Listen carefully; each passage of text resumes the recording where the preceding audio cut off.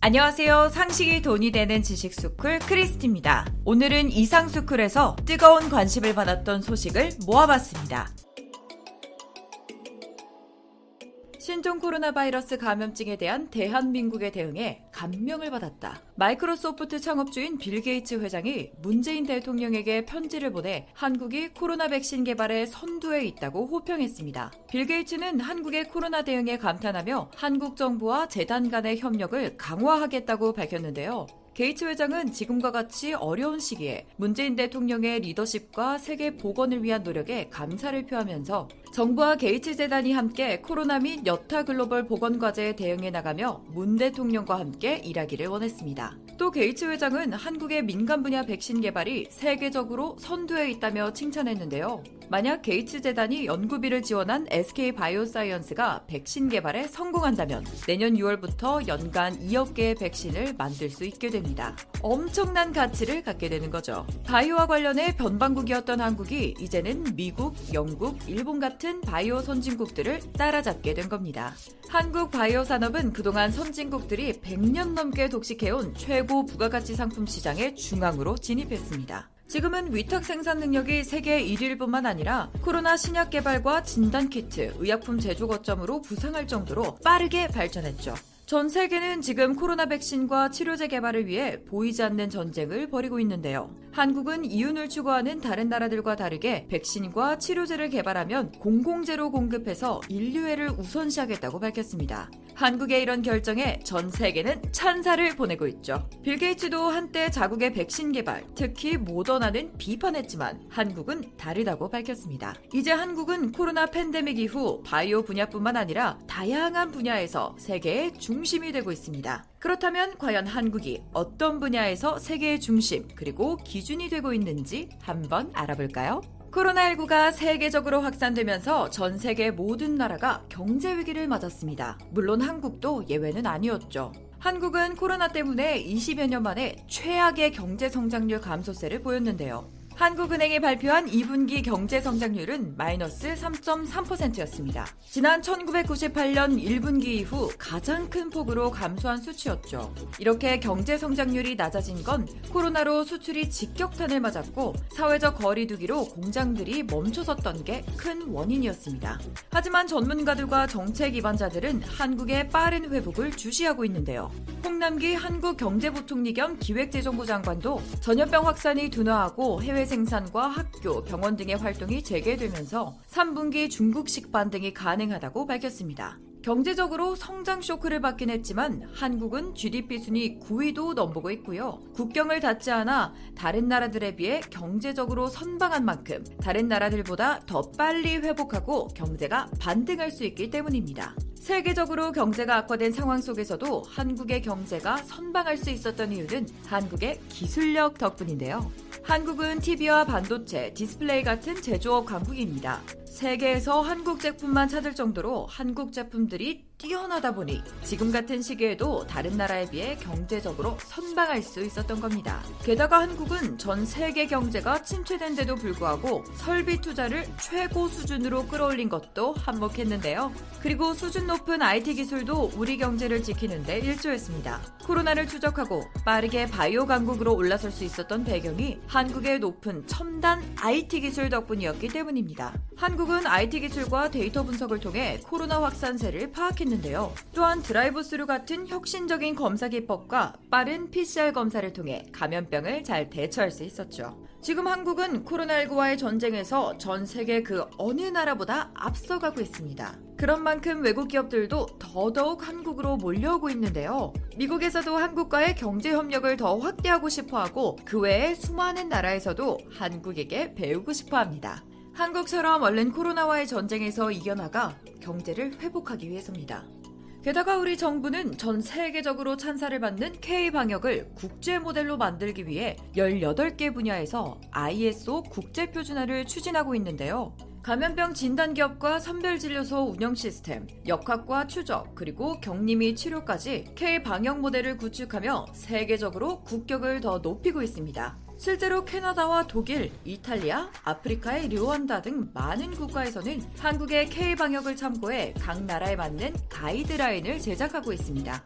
미래를 내다보고 싶다면, 뒤돌아보는 게 아니라 앞으로 나아가고 싶다면 한국에 주목하라. 한국은 이제 K방역에 이어 K통상까지 주도하며 전 세계의 연대와 협력을 강화하는 데 일조하고 있습니다. K통상 전략은 코로나 이후 탈세계화, 디지털 전환, 공급망 재편 등 급속한 통상 질서 변화에 선제적으로 대응하기 위한 전략인데요. 한국은 K방역으로 높아진 국격을 활용해 전 세계의 연대와 협력의 통상 질서를 선도하고 있습니다. 지구촌에 한국의 영향력을 확대해 나가는 분야가 하나 더 있는데요. 바로 다양한 국제기구입니다. 우리나라는 2020년 현재 UN 분담률 11위인 국가인데다가 UN 이외에도 수많은 국제기구에서 활약하고 있습니다. 정부는 증대된 분담금 규모에 상응하는 국제적 위상을 확보하기 위해 각종 국제기구의 한국인 인력 진출 확대를 적극적으로 추진하고 있습니다. 실제로 우리 국민의 국제기구 진출은 1999년 이래 꾸준히 늘고 있습니다.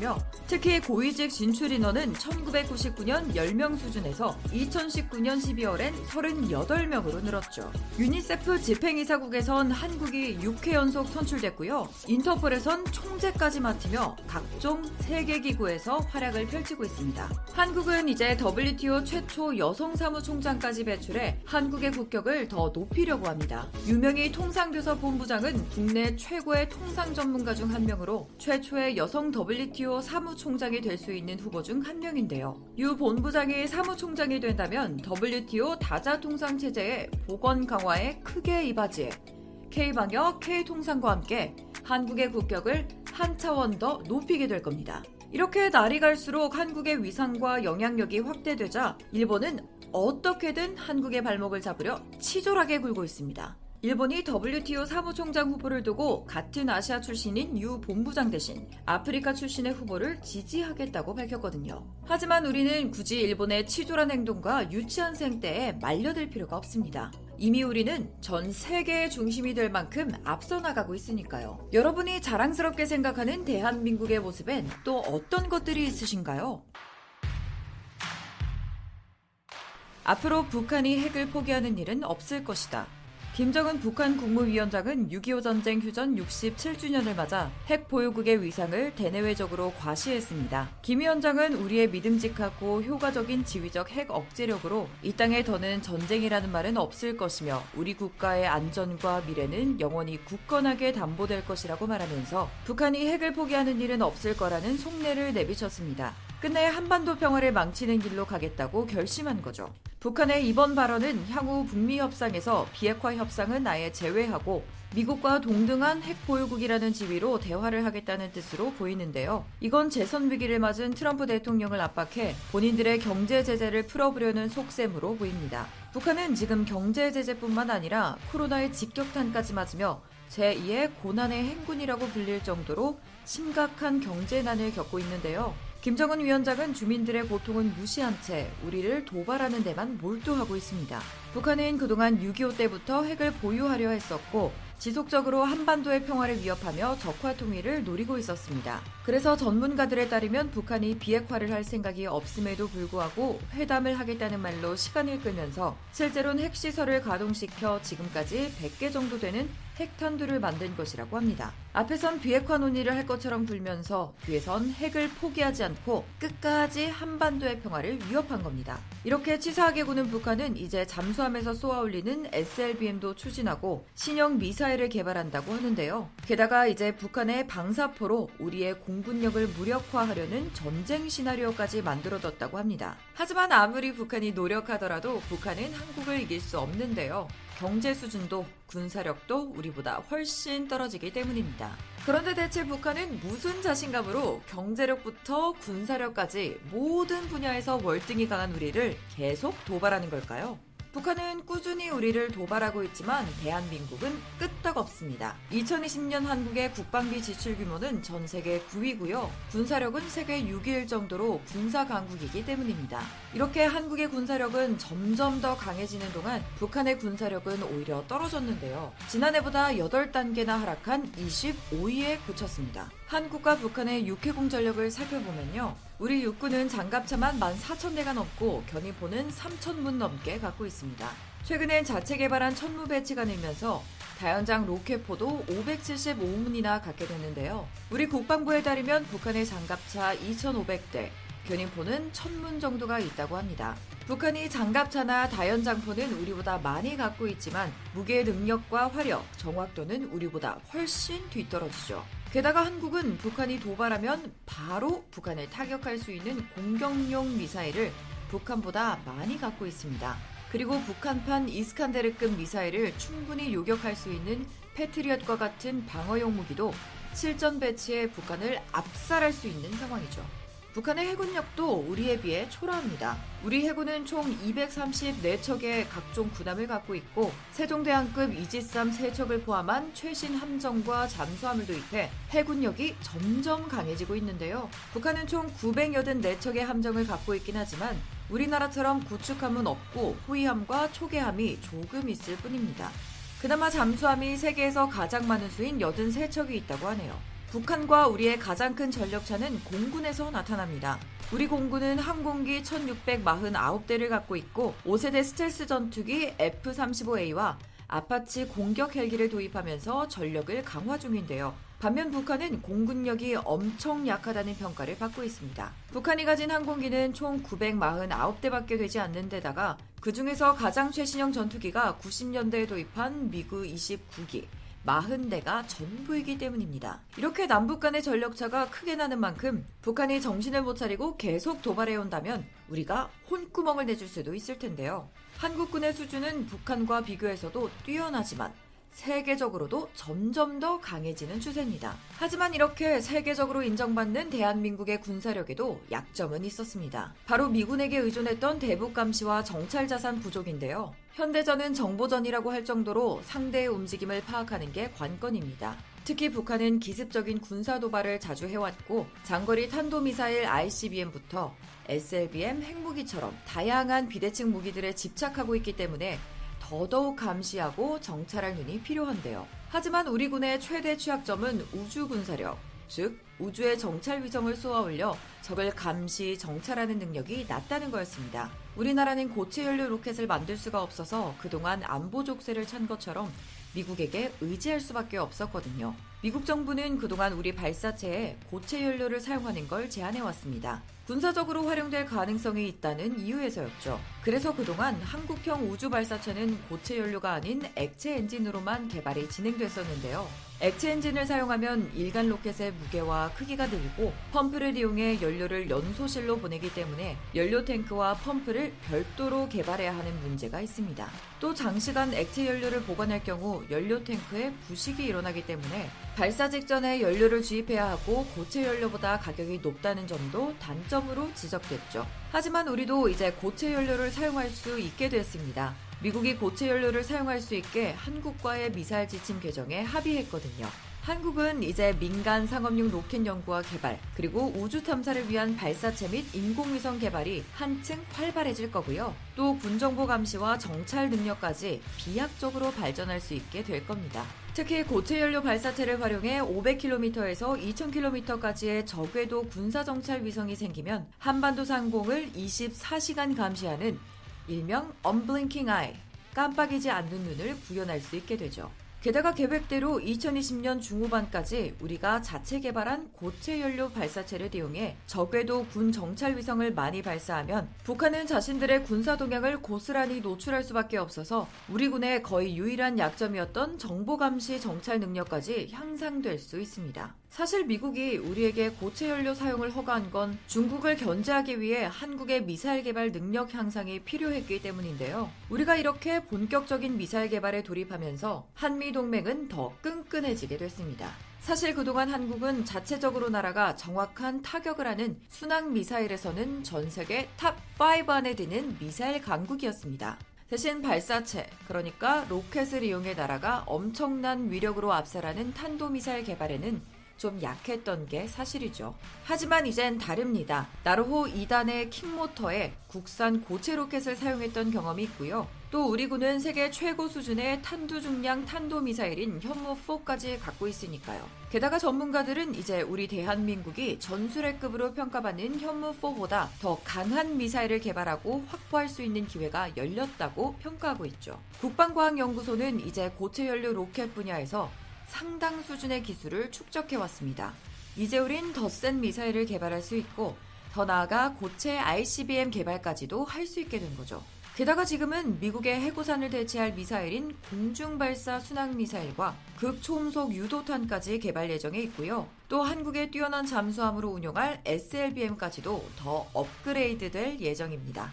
그리고 한국은 얼마 전 아나시스 2호를 발사하면서 세계에서 10번째로 군사위성을 보유한 나라가 됐는데요. 게다가 우리 정부는 한국의 첫 번째 군사통신위성인 아나시스 2호에 이어서 저궤도 군사정찰위성까지 다수 확보할 계획도 수립했습니다. 정찰위성 사업에 사업비 1조 2214억 원을 투입해 영상레이더, 전자광학, 적외선 위성 등 5기를 확보할 예정인데요. 이제 한국은 글로벌 호크와 같은 ISR 자산뿐만 아니라 한국형 공중조기 경보통제기 100두, 금강정찰기 등 독자적으로 감시 및 정찰 능력을 구축할 수 있는 기반이 마련된 겁니다. 최근엔 스텔스 무인기까지 우리 손으로 개발된 만큼 그동안 우리 군에 부족했던 감시와 정찰 능력은 앞으로 더 확대될 예정입니다.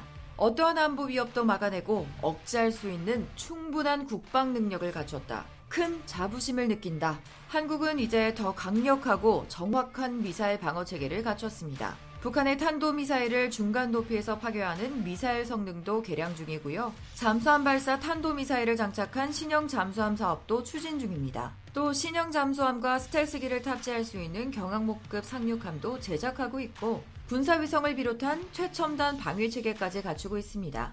게다가 군사 선진국들만 보유한 항공모함도 보유할 예정이고 순수 국내 기술로 제작하는 한국형 이지스함인 KDDX 구축함도 제작할 예정입니다. 또 아직 많은 나라들이 갖지 못한 A사 레이더까지 장착한 한국형 KF-X와 한국형 공격 헬기인 LAH를 통해 항공 선진국으로 도약하게 될 겁니다. 한국은 앞으로도 국방 분야에 지속적으로 투자를 통해 최첨단 전략무기까지 개발할 계획인데요. 어떤 안보 위협도 막아낼 능력을 갖추기 위해서입니다. 이미 한국은 국방과학연구소와 국내 방산기업들이 협업해 무기체계의 초고속 네트워크, 인공지능, 빅데이터, 가상현실 등 4차 산업혁명 기술을 적용해 비교 우위를 점하겠다는 전략을 갖고 미래 전장을 준비하고 있습니다. 영화에서나 나올 법한 레이저 무기도 개발하고 전략화하고 있죠. 그뿐 아니라 우리는 강한 군사력으로 해외 파병까지 하면서 국제 평화에 공헌하고 세계적으로 한국의 위상까지도 높이고 있는데요. 하지만 이 정도로 만족해서는 안 됩니다. 얼른 다른 안보 족쇄들까지 모두 풀어 진정한 독침 전략, 고슴도치 국방을 이끌어야 하거든요. 앞으로 한국이 재래식 무기뿐만 아니라 첨단 국방까지 선도하며 방위산업도 모두 한국이 선도하는 시대가 올 텐데요. 한국의 소프트 파워가 이미 전 세계를 휘어잡은 것처럼 곧 한국의 군사력도 전 세계에 미치는 영향이 더 커지는 날이 오겠죠? 여러분은 한국의 방위산업 어떻게 생각하시나요? 세계 최고 수준의 탄두 중량 탄도미사일 성공을 축하한다. 이제 우리도 세계 최고 수준의 정확도와 강력한 파괴력을 갖춘 최첨단 전략 무기를 보유했다. 지난 23일 문재인 대통령이 창설 50주년을 맞은 국방과학연구소 대전본부를 찾았습니다. 문 대통령은 특히 우리 기술로 개발해낸 미사일 발사 실험 성공을 축하했는데요. 보안상 미사일의 이름은 밝히지 않았지만 많은 전문가들은 그 미사일이 전술핵급 괴물 미사일로 불리는 현무4라고 얘기하고 있습니다. 현무4는 사거리 800km의 탄두 중량을 2톤으로 늘려 괴물 미사일이라고 불립니다. 만약 사거리를 절반으로 줄인다면 탄두 중량이 2배 이상으로 늘어나 지하 깊숙한 곳에 있는 김정은 벙커도 파괴할 수 있죠. 미국이나 러시아, 중국 같은 강대국은 물론 북한의 단거리 탄도미사일도 탄두 중량이 1톤 이하 정도인데 현무4 같은 경우 사거리가 중단거리로 줄일 경우 4톤에서 5톤 정도로 탄두 중량을 확 증가할 수 있어 아주 세계적으로 유례없는 미사일로 불립니다. 국방과학연구소는 몇 차례 실패 끝에 현무4 미사일 시험에 성공했습니다. 이렇게 어려운 개발 과정을 거친 이유는 현무포가 기존의 무기 상식을 깬 가분수 미사일이기 때문인데요. 탄두가 2톤이 넘으면 머리가 무거워서 안정적인 비행이 힘들고 정확도도 그만큼 떨어지거든요.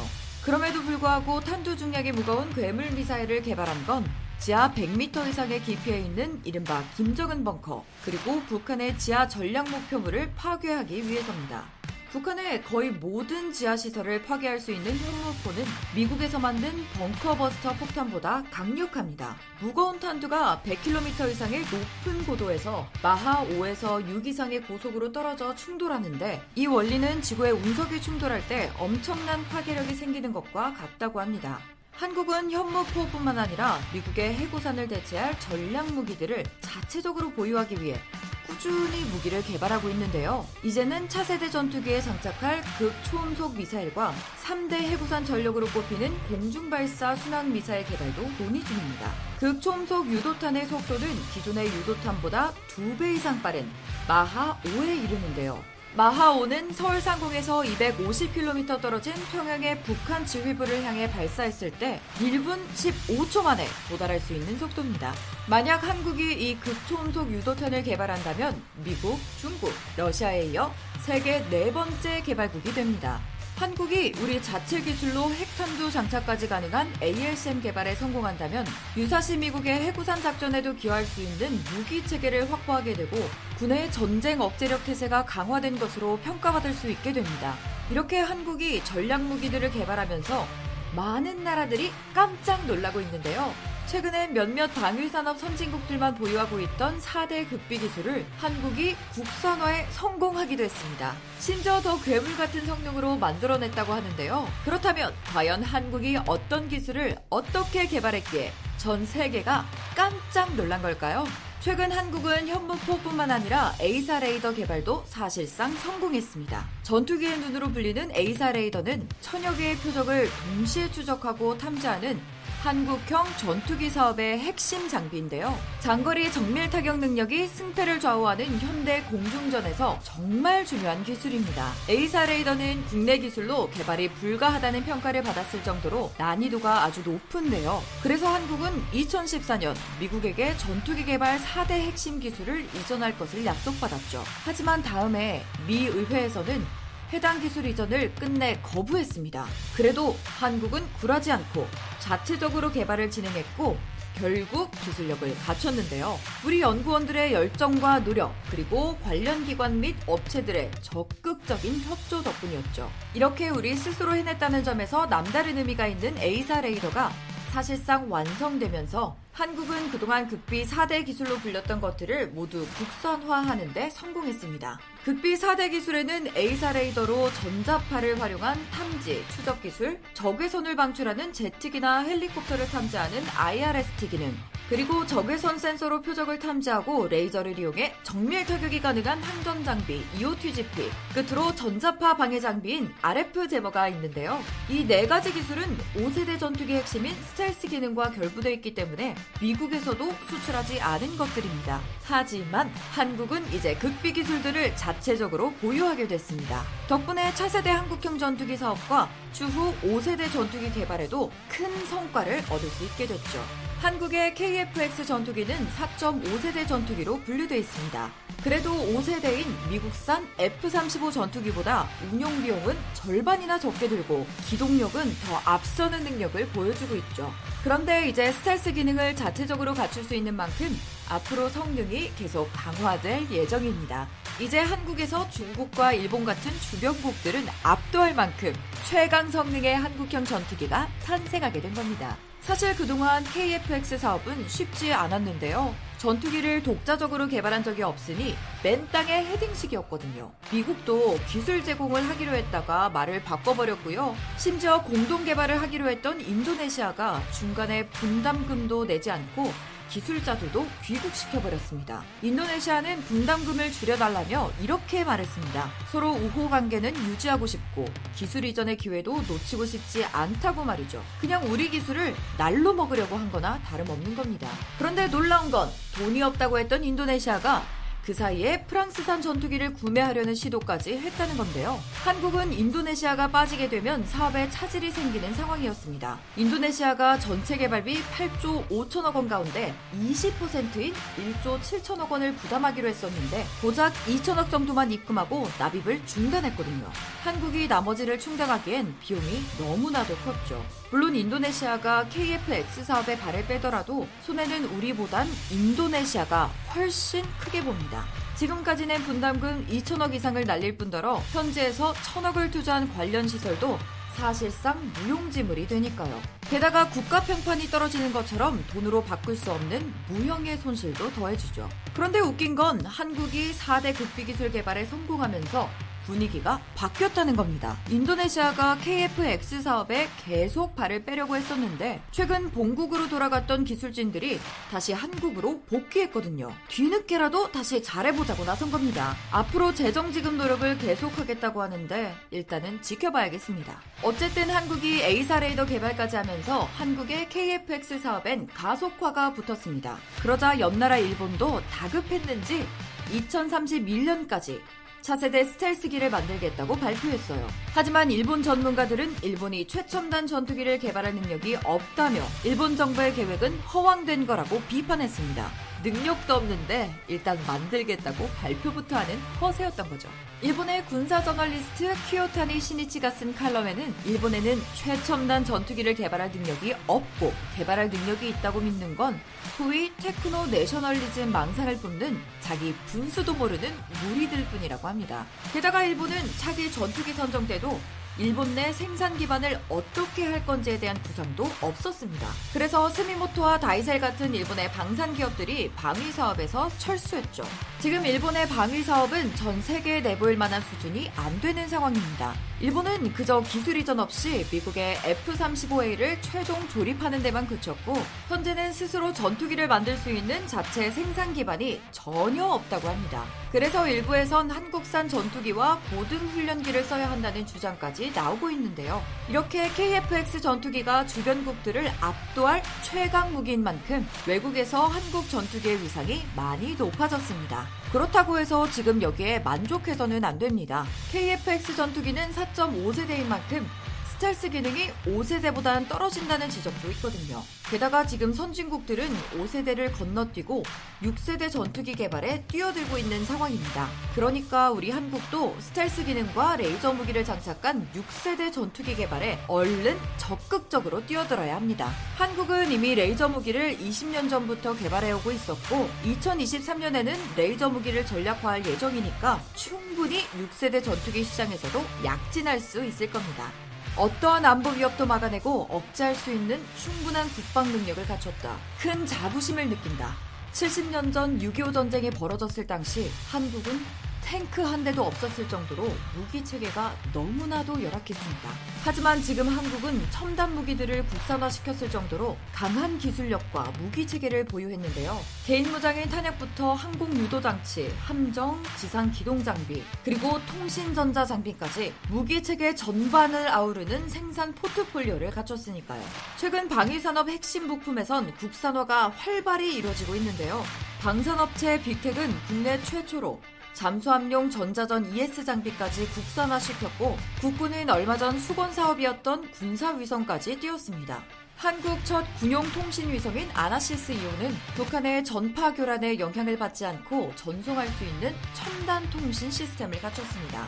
이번 아나시스 2호의 성공적인 발사로 한국은 세계 10번째 군사위성 보유국이 됐는데요. 군사위성이 확보되면 전시작전 통제권 전환을 위한 핵심 전력 확보에도 도움이 됩니다. 자체 통신 능력을 갖췄으니 한국군 단독 작전도 가능해질 수 있다는 겁니다. 그리고 스텔스 무인기 개발에 착수한 만큼 군사위성과 더불어 독자적으로 감시와 정찰 능력까지 확보할 수 있게 되죠. 게다가 새로운 전장인 우주 공간에서 우주 국방력을 단계적으로 확보하는 데도 도움이 됩니다. 이렇게 우리 국방력은 날이 갈수록 더 강해지고 있는데요. 이젠 국산 첨단 무기들로 국가 안보를 지킬 날이 얼마 남지 않았습니다.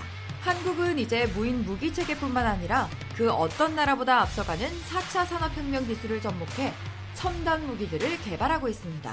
전기로 달리는 자율주행 장갑차와 원격 사격 통제 체계를 보유한 자주포와 전차, 무인 자주포, 국방 로봇이 있을 만큼 한국은 미래 지상 무기 플랫폼에서도 앞서가고 있습니다.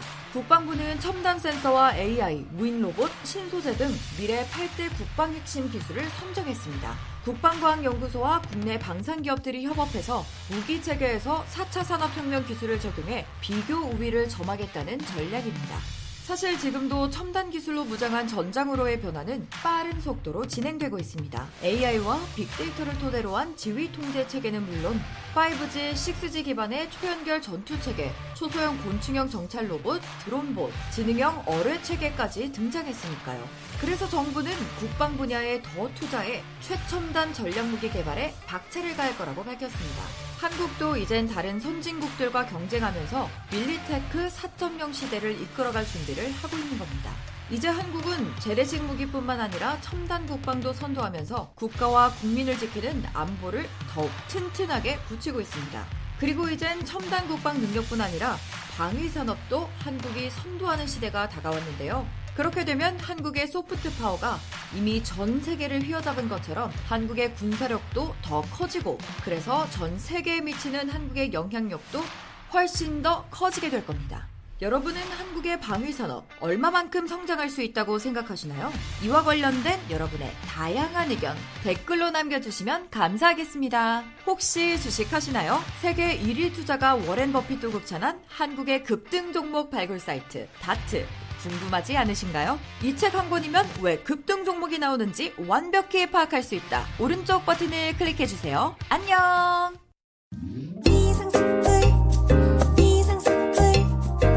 주식을 모르면 이상스쿨. 주식 모르니? 이상스쿨.